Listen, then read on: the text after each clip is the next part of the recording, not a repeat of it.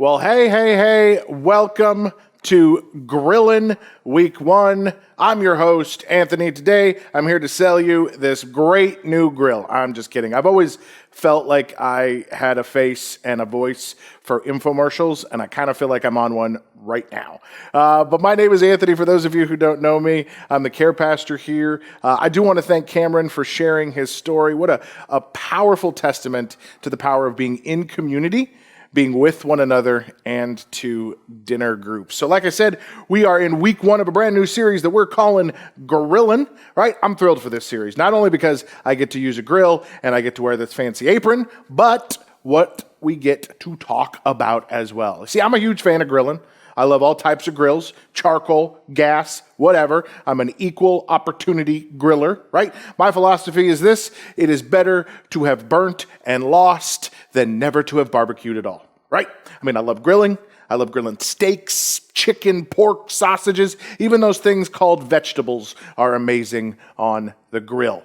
You know, I feel like my family is a grilling family. You know, we used to go to the lake practically every weekend from Memorial Day to Labor Day, and you can bet we'd be grilling or smoking something, right? My Uncle Ed owned this large, gigantic grill, and he would do this whole hog. I mean, it was absolutely amazing. And so this is Labor Day weekend. Many of you will be grilling with loved ones. Some of you are tuning in from the beach, and hey, you may be watching this with a phone in one hand and a spatula in the other. That's awesome. I hope you are. And as things are starting to open up around here, right, people are starting to see more of one another. We're starting to have birthday parties again and get-togethers and of course, barbecues. And barbecues are interesting, right? They're a time where people can get together and just enjoy one another's company. People bring a dish to share.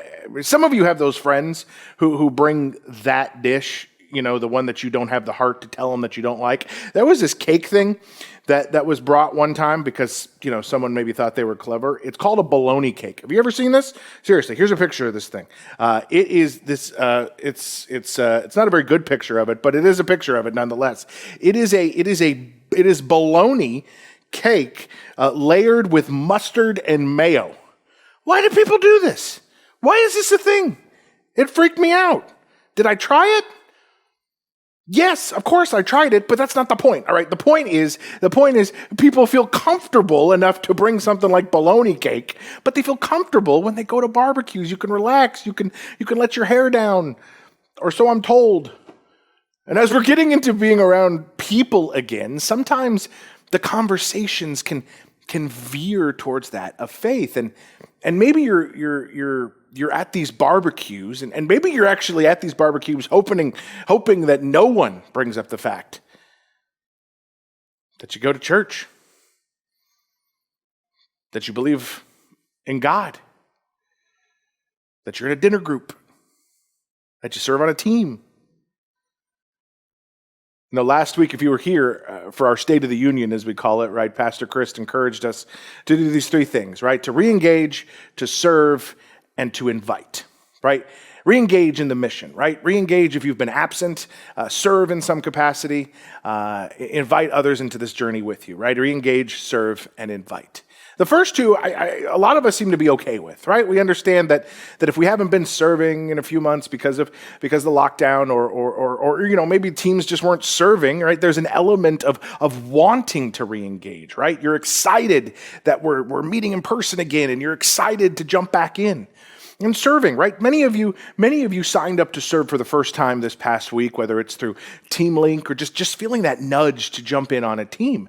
And re-engaging and serving, we seem to not have a problem with. It's this third one. It's the third one, the inviting part, that we kind of get freaked out by. Talking to someone about our faith can sometimes freak us out, right? Like, what freaks you out? We all have something that we freak out over, right? Many of you know that I'm freaked out by snakes. That's usually the one thing in my life that I'm freaked out by. I hate them. I don't want anything to do with them.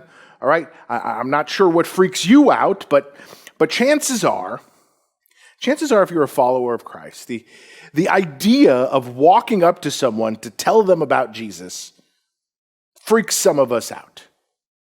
But I also know this about you. I know as a follower of Christ, I know you love Jesus, and I know you really want to walk with him, and you really want to honor him.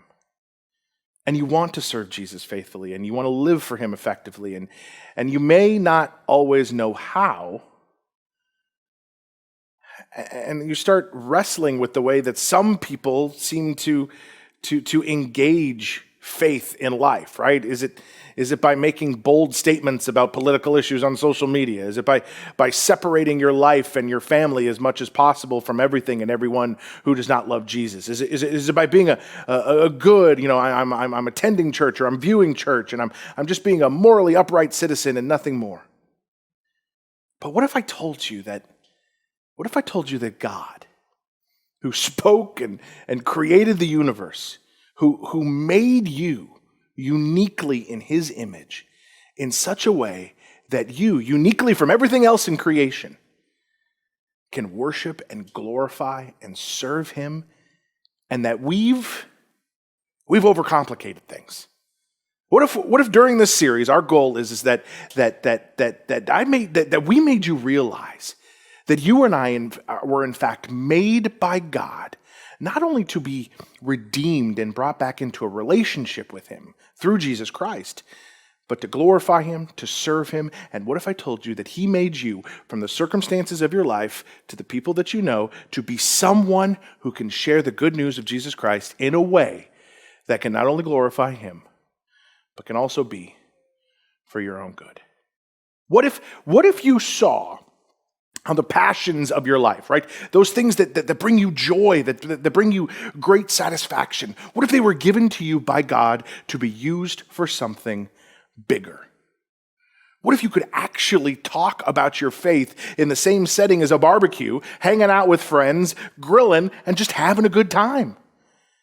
How have we created this version of being a believer that makes us freak out over telling the best news in the history of the universe? How can we be so quick to speak about a million other things that pretty much mean nothing special, but we cannot seem to talk about this message that sets us free?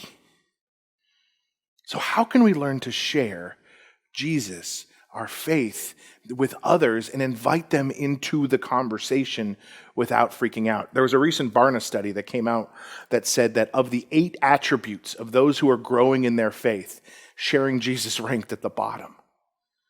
Why? Well, I think we've lost our personal ownership of this mission that God has given all of us. See, in many translations, it's called the Great Commission, right?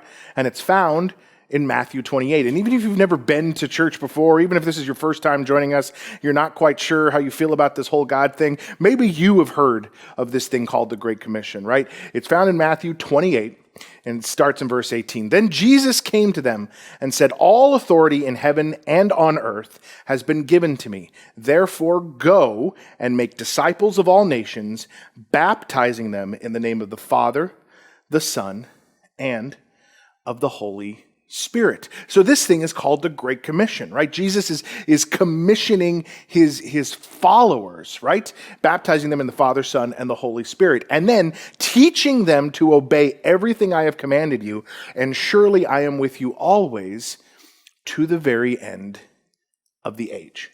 So this was his command. All authority in heaven and earth has been given to me, and I am telling you to go and make disciples. What's a disciple? A disciple is a follower. This is who I follow. He says that at the core, this is what you are to do. If you forget everything else, this is what you're to do. Help make followers of me. And this mission is given to all disciples. In fact, the term disciple is a learner, right? A follower. And our goal is to help others to learn and follow Jesus. That's what he's calling us to do. And the people in the early church, the people who heard Jesus' message, these disciples who heard this message, were doing it the best way that they knew how, by following Jesus' example. We hear something, we do something. We read something, we do something. We hear the message, and we do it. We hear through the scriptures, and we do it. That's the discipleship process. But there's 2 parts to the Great Commission. On the one side, it's an invitation. an invite to enter this relationship with Jesus. This is where we put our faith and our trust in him. We publicly illustrate this through baptism, what we celebrated last weekend. The other side is a call to growth through obeying everything Jesus calls us to do. And that's the equation, right? We come into relationship with him. Then we try to become more and more like him.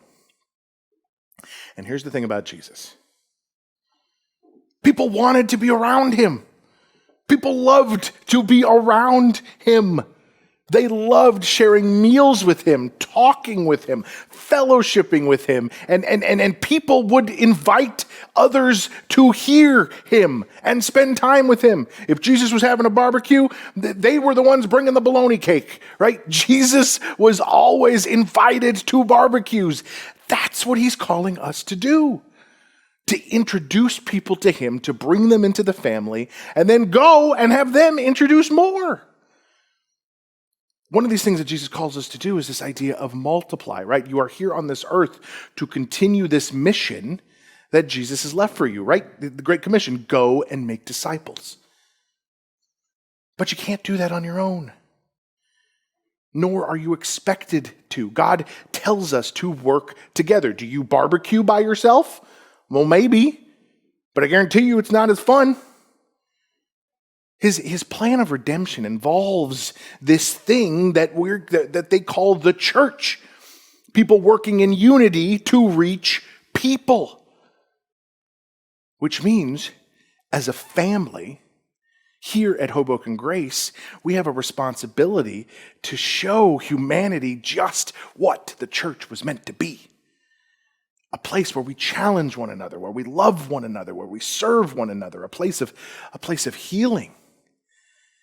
But this vision goes beyond the people within our walls or watching online or at 301 Garden or at our location on the lawn. We don't just serve, fellow believers around us to maintain that we're just a nice bunch of believers. No, God's plan is much, much bigger than that. It involves reaching out. His plan of redemption isn't completed and satisfied by those on the inside. In fact, a church that's inwardly focused is pretty unhealthy. It's like stagnant water, right? Have you ever been around just stagnant water when it rains or something here in Hoboken and then just that water sits there for a long period of time? If it stays there too long, right? Nothing floating in, nothing floating out, what happens? It becomes stale. And it can become dangerous. Right, stagnant water attracts diseases like malaria. Right, stagnant water can become a breeding ground for mosquitoes. Think about that. A church that doesn't have a healthy flow of people in and out becomes those things that you hate, full of bloodsuckers. They just don't care about anyone but themselves. They're happy to continue to do the things the way that they've always done it. Have you ever worked at a place like that? A place that's just so stuck in its ways? It's not attractive. You don't want to stay. You don't want to invite people to it. You want to get out. But when you look at the scriptures, when you look at this thing that Jesus is calling us to, a church that fails to look beyond their walls isn't really a church at all. And Jesus was very clear about his purpose, right? If you've ever wondered what Jesus came to do, why Jesus was part of the plan all along, Luke 19:10 spells it out perfectly for us. The Son of Man, Jesus, the Son of Man, came to seek and save the lost. And as followers of him, we are called to do the same. It's interesting that we're looking at this grill and thinking about this term grilling, and even the image for the series is this idea of fire, and it's this idea of light. And as I was praying through this, I couldn't help but be brought to that verse in Matthew 5. Matthew 5, verses 14 through 16. This is Jesus speaking. And he's telling his disciples, listen, you are the light of the world. A town built on a hill cannot be hidden, neither do people light a lamp and put it under a bowl. Instead, they put it on its stand, and it gives light to everyone in the house. In the same way, In the same way, let your light shine before others, that they may see your good deeds and glorify your Father in heaven. You see, our focus is not inward, but outward. A light shines outward, not inward. Right? When you think of this grill and fire, right? The fire goes out, right? It doesn't go in. And what Jesus is saying here is that you wouldn't cover a lamp, right? Remember, a lamp in during this time was actually had oil in it, and there was fire coming out of it. And you wouldn't cover it because it would extinguish it. You wouldn't hide it under a bed because you wouldn't have a bed there in the morning, right? You would probably go up in flames. And if this was a lit grill and I put the cover over the top of it, the fire would eventually extinguish. And moreover, in Matthew 5:14, Jesus says that a city on a hilltop cannot be hidden. And it's this idea that if you are the light of the world. When you walk into this relationship with Jesus, you are the light of the world. And then he takes it a step further, like a city on a hilltop that cannot be hidden. I mean, that's a beautiful picture, isn't it? Jesus spoke these phrases, right, over the sea, over a sea of people, and he was speaking about the city of Jerusalem specifically at this time. And in these days, remember, there wasn't any electricity, but you could tell a city because you saw all the lamps that were lit. And a cluster of lamps were really hard to miss, even if you tried to hide it. You see, we cannot fulfill this mission unless we serve one another, and then we're with one another. And when we're together, each letting our light shine individually, we shine much brighter together. Think about it in terms of coals, right? When you light a coal grill, right? You put one piece of charcoal down, it's not going to do much. Oh yeah, there's going to be light for sure. But you put all of these hot coals onto a grill, well, now you're cooking. Literally. God placed you where you are for a reason. He placed Hoboken Grace here for a reason. So we can reach the community around us, so that he can spread his love, his hope, and healing into the lives of the people around you. We believe that you are placed exactly where you are to reach people. We want people to experience that family. In order to do that, we have to make room. We have to be able to welcome people from all over. We have to invite them to the barbecue. When the coals work together, it can shine brightly. I wanted to light this grill, but the fire marshal says it's not a good idea. So the reason this thing is called the Great Commission is that you and I are commissioned by Jesus to invite people over, to welcome them to the family. We have a great commission from him, and we are to join with him in making of disciples. And we do this from the perspective of the Great Commandment. Right? This is found in Matthew 22, right? The Great Commandment, it goes this way. Teacher, what is the greatest commandment in the law? They're speaking to Jesus. Then Jesus replied, love the Lord your God with all your heart and with all your soul and with all your mind. This is the first and greatest commandment. And the second is like it. Love your neighbor as yourself. All of the law of the prophets hang on these two commandments. Did you catch that? Love God first. And what? Love your neighbor as yourself. Who do you grill with? Your neighbors.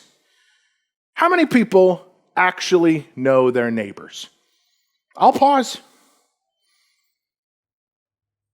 How many people actually know their neighbors? You know, there are a number of passages throughout the New Testament that call us as believers to be good neighbors, like State Farm. Galatians 6 puts it this way, let us not become weary in doing good, for at the proper time we will reap a harvest if we do not give up. Therefore, as we have opportunity, let us do good to all people, especially to those who belong to the family of believers. There's the idea of family. Hebrews 13 says it this way, keep on loving one another as brothers and sisters. Do not forget to show hospitality to strangers, for by doing so, some people have shown hospitality to angels without knowing it. You see, many of you think the idea of sharing Jesus with others has to do with great, biblical knowledge, and I have to have a degree in theology, and I just don't know enough. And many of you think you can't talk about Jesus because you just don't know enough. You think you need to download everything that's written in the scriptures in order to talk about Jesus, that you need to know everything. Jesus didn't say that. He didn't say, after you've learned everything, go and make disciples. Jesus says, welcome to the family.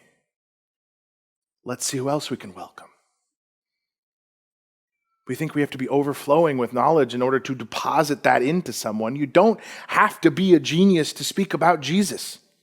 You don't have to wow people with your profuse Bible knowledge or your ability to talk about fundamental philosophical issues like the problem of evil. No. All you have to do is care. Your first step to successfully sharing your faith with someone is that you have to be in community with them. That's why I love we started today with Cameron's story all about dinner group and all about being in community. Because think about it. Think about it. If I walk up to someone I don't know at all, and I come up to them and say, I want to tell you about how Jesus changed my life,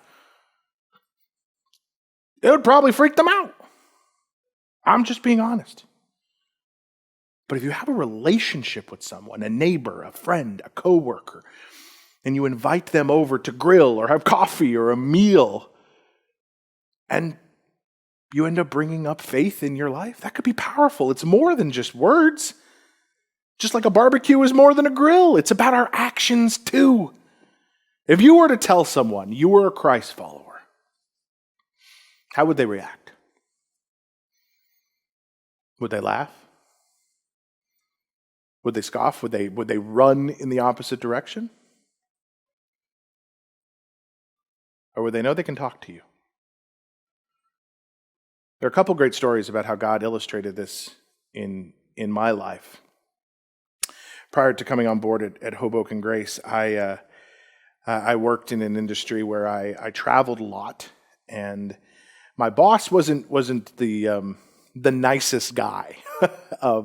He tended to lie on his expense accounts a little bit. He was a little bit boorish, right? He was kind of a bully sometimes, and I don't know how else to describe him other than that way.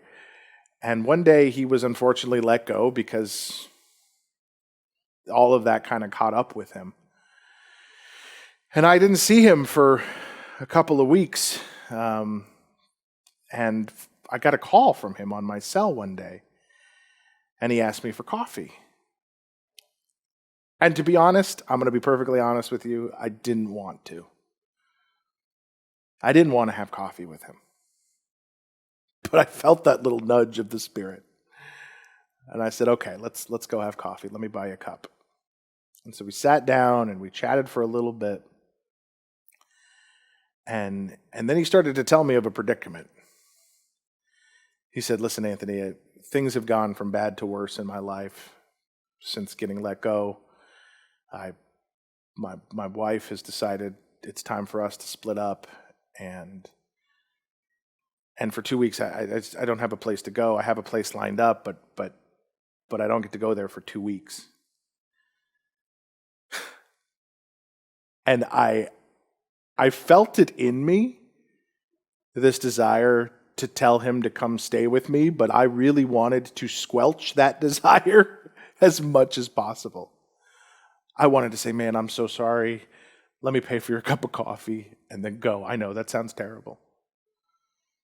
But at the time, I was living alone, and I had the couch. I had the room. So I swallowed. And I said, why don't you come stay with me for a couple weeks till you get your new place? And I'm telling you, this was not me. This was all God. Tears welled up in his eyes. And he said, I wasn't asking you for that. And I said, I know you weren't asking me for that. But I want to offer it to you. And he told me something I'll never forget. He said, the reason I called you It was because I knew you were, as he put it, a Jesus guy. And to me, that was one of the biggest compliments I've ever received. Because I definitely wasn't always the Jesus guy.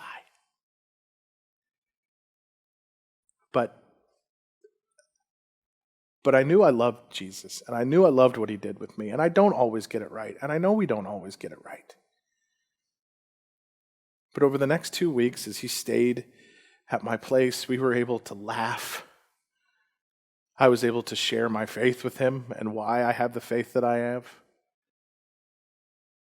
I would love to tell you that we went over to the Hudson and I baptized him, but that wasn't the case. But it allowed me to be in relationship with him. And now I would even consider us friends. And he now feels comfortable to be able to talk with me about things of faith. And that's what he meant. That's that seed that's being planted. Allowing yourself to be used.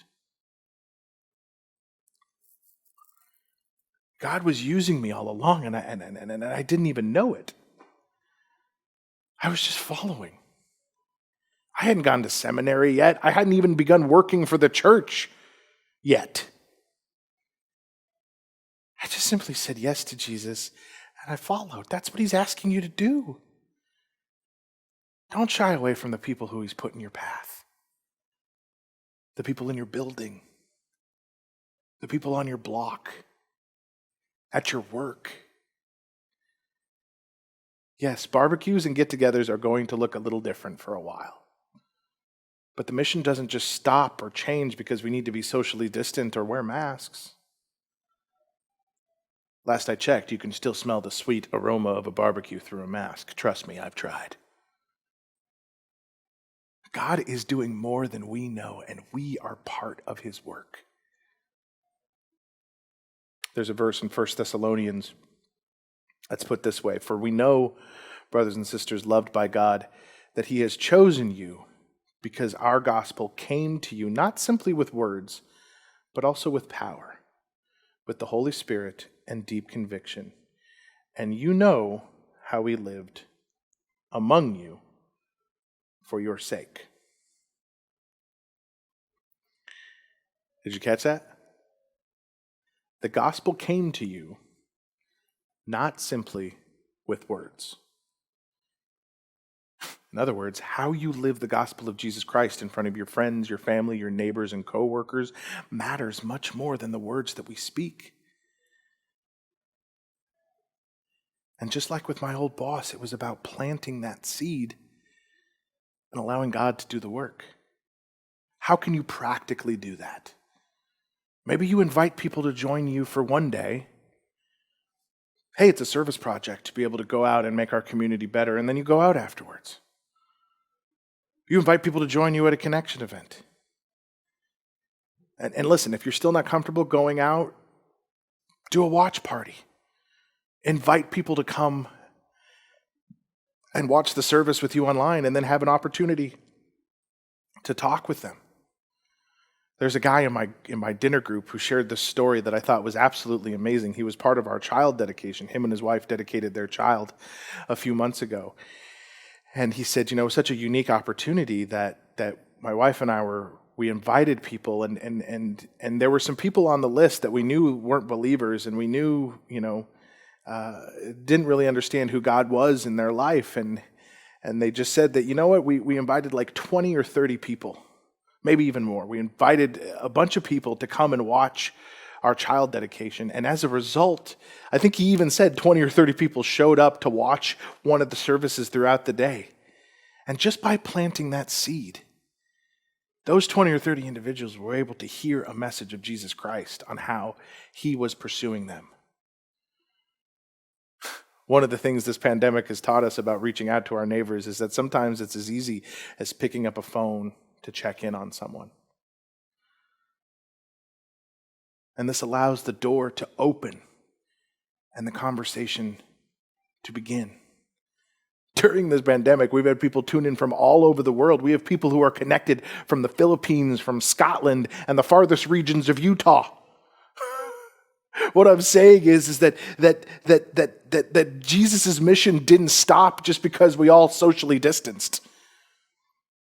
Jesus' message didn't stop because we were in our homes. The individual who took the step of baptism last week, his story is absolutely incredible. This is an individual who you might have thought, there's no way. There's no way this guy will ever become a believer.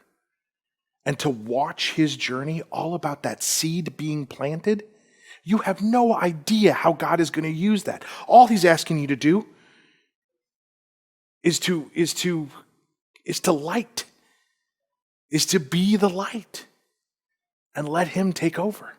Just imagine for a moment that God uses you in your household, in your office, in your neighborhood, to plant a seed. He begins to water it and to nudge that person closer and closer to him. As a result, family lines are changed forever. Cities are changed forever. That little spark that you helped ignite could turn into a big flame for generations to come. That's what I want you to get to understand. Next week, I want you to invite somebody with you so that we can help plant that seed. Will you pray with me? Father, I want to thank you for this truth today. That you were not surprised by any of this, and that the mission just didn't stop because we socially distanced or that we went on lockdown. But now that we're starting to open up and slowly starting to come out, God, my prayer is that you will just help us to realize that this light that's in us can shine bright. And most importantly, we don't have to do this alone, but we can do this together. That is our prayer, God, that you will encourage us to do this together. Father, I pray for each and every person that's listening here today, because undoubtedly there's somebody on their heart who doesn't know you. Or maybe they're here today. Maybe they're here today and they're listening to this and they themselves have not walked into this relationship with you for whatever reason. My prayer is that they will know right now that you love them. Right now that you sent their son for them. And that right now you can't wait to use them to invite more people to the barbecue. We love you, God. We are honored to be on this mission with you. And it's all because of Jesus that it's possible. And it's in his name we pray. Amen.